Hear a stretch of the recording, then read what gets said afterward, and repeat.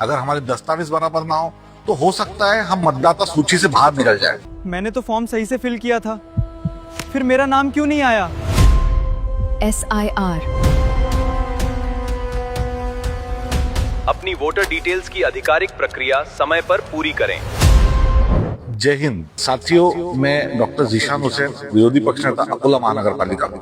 मैं शहर के सभी नागरिकों से ये गुजारिश करना चाहता हूँ कि ये जो SIR की प्रक्रिया जो है इसे बड़ी गंभीरता से ले। SIR की प्रक्रिया खत्म होते से ही, जैसे कि हमने इससे पहले देखा है कि SIR की प्रक्रिया के आधार पर मतदाता सूची बनेगी। इस वक्त अगर हम इस चीज में थोड़ी भी लापरवाही बरते, अगर हमारे दस्तावेज बराबर ना हो तो हो सकता है हम मतदाता सूची से बाहर निकल जाए। अब आजकल ऐसी भी कई आशंकाएं हैं कि जो लोग मतदाता सूची में नहीं रहेंगे, जो लोग इलेक्शन की वोटर लिस्ट में नहीं रहेंगे, हो सकता है आगे जाके सरकार कुछ और निर्णय लेके जो सरकार की अलग अलग सेवाएं हैं, जैसे कि स्वास्थ्य सेवाएं हैं, जैसे कि राशन की सेवाएं हैं, हो सकता है ये सारी सेवाओं में भी शायद अगर आपका नाम यादी में ना हो तो आगे इसके भी कुछ असर हो सकता है। हालांकि इस तरीके का कोई फैसला किसी भी सरकार द्वारा लिया नहीं गया है, लेकिन ये जो वक्त है ये बड़ा अहम है। हमें हमारे डॉक्यूमेंट्स काफी अच्छे से देखने हैं, सारे के सारे कागजात जगह पे है या नहीं है तो उनमें नाम बराबर है कि नहीं है, और अगर सब चीजें बराबर हो तो इस चीज को बराबर जो EF का जो फॉर्म आ रहा है हमारे पास में, उसमें बराबर भरी जाए, भर के हमारे BLO को हम दे और उसकी पावती हमारे पास में ले, एक रिसिप्ट हमारे पास में ले। ये प्रक्रिया सबका करना बेहद जरूरी है। जैसे कि आप लोग सब जानते हैं कि लोकतंत्र में ये जो वोट है ये सिर्फ एक चुनाव के हद तक सीमित नहीं रहता है। ये सिर्फ हमारा एक अधिकार ही नहीं है, बल्कि ये इस लोकतंत्र में, इस देश में हमारा एक हिस्सा है। तो इस देश का हिस्सा बनने के लिए हमारे लिए बेहद जरूरी है कि हमारे दस्तावेज जगह पे रखे, ज्यादा से ज्यादा ध्यान दे, वक्त बिल्कुल ना गवाएं। अगर कोई डॉक्यूमेंट कम है तो 1 महीने का वक्त उसमें बना ले और SIR की प्रक्रिया पूरी तरह अच्छे से अपना फॉर्म भर के अपने BLO को दे।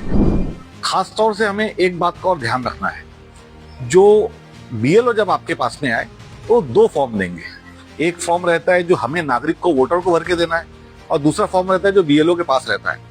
अगर हम जो हमारा फॉर्म है भर के अगर हमने उसको बराबर दिए, वो सब चीजें उसमें बराबर से फिल किया गया, बराबर फोटो लगाई गई, तो उस फॉर्म को वो एक्सेप्ट कर लेंगे।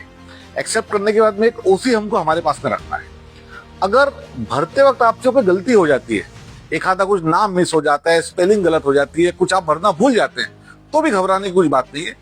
उस वक्त आप उन BLO से वो फॉर्म भरवा के ले ले, BLO खुद वो फॉर्म भरेंगे, आपको उस पर सिर्फ साइन करना है।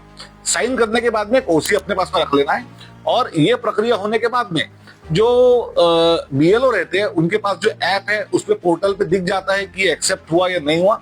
आप BLO से कंफर्म भी कर सकते हैं। और 5 सितंबर 2026 को चुनाव आयोग द्वारा प्रारूप यादी डिक्लेयर होंगी, उसमें हम अपना नाम एक बार कंफर्म भी कर सकते हैं। एक और चीज है कि भारतीय चुनाव आयोग द्वारा जो मैपिंग में हम में से कुछ साथी जो छूट गए थे, पिछले जो प्री मैपिंग का पीरियड हुआ था जिसमें मैपिंग करते वक्त हम में से कुछ उसमें भाग नहीं ले सके, कोई डॉक्यूमेंट नहीं दे सके, तो ऐसे नागरिकों के लिए भी चुनाव आयोग ने मैपिंग की प्रक्रिया 1 जुलाई से वापस शुरू कर दिया है।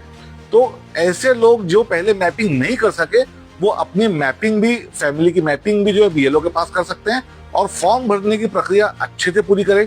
एक OC आपके पास में रखे, अफवाहों पे बिल्कुल ध्यान ना दे। अगर हम हमारा वोट बराबर, नाम अगर हम हमारा बराबर लिख सकते हैं तो आने वाले वक्त में जो 5 सितंबर 2026 है उस दिन की जो प्रारूप यादी है उसमें हमारा नाम जरूर आएगा। इसके लिए प्रयास, कोशिश हमें करती रहनी चाहिए। और एक बार फिर से मैं कहूंगा कि 1 महीना अपने सारे काम बाजू में रख दे और इस BLO और SIR की प्रक्रिया में पूरी तरह जुड़ के BLO से कोऑर्डिनेट करके अपना फॉर्म भर ले।